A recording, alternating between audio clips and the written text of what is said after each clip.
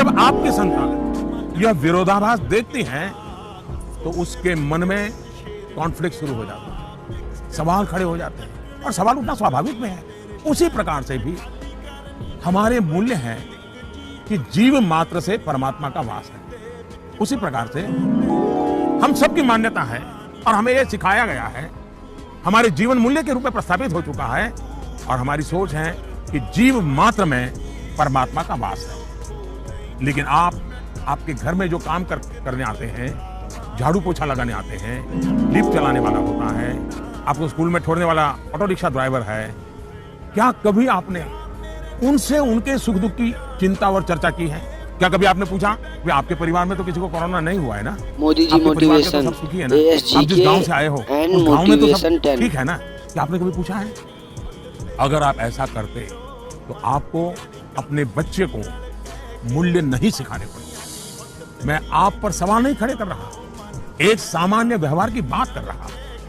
कुछ लोग वाकई ऐसा नहीं करते। बच्चे का बर्थडे होता है, बहुत सारी तैयारियां होती हैं। कितने लोग अपने घर में काम करने वालों से कहते हैं कि जो भी काम करना है 5 बजे तक पूरा कर दो, 6 बजे जब मेहमान आना शुरू हो जाएंगे तब तुम भी हमारे परिवार के मेहमान के रूप में कपड़े पहन करके, अच्छे कपड़े पहन करके परिवार के सबको लेकर के आ जाना। आप देखिए, आप उनसे क्या कहते हैं? आज घर में बहुत से मेहमान जाने वाले हैं, देर तक रुकना पड़ेगा। आप ऐसा कहने के बजाय क्या कहते हैं? देखो, कल बहुत मेहमान आने वाले हैं, बहुत काम है, तुम घर बता के आ जाना, देर से आऊंगा, देर से आऊंगी। यानी आपका बच्चा देख रहा है कि इतना बड़ा उत्सव है घर में, लेकिन वो जो मेरे लिए मेहनत करते हैं दिन रात, वो तो इसमें हिस्सेदारी नहीं है। और तभी उस बच्चे के मन में टकराव शुरू होता है।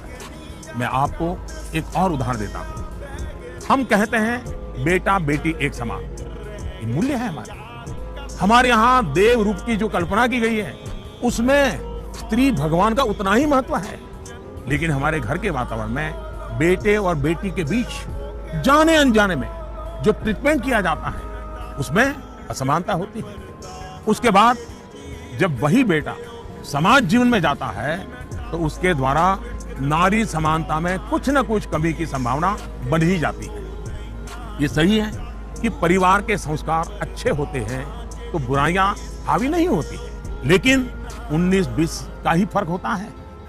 बेटा बेटे के व्यवहार में कुछ न कुछ कमी रह जाती है। इसलिए हमने जो अपना भाव विश्व बनाया हुआ है वो जब व्यवहार की कसौटी पर खरा नहीं उतरता है तब बच्चों के मन में अंतर्द्वंद शुरू हो जाता है। इसलिए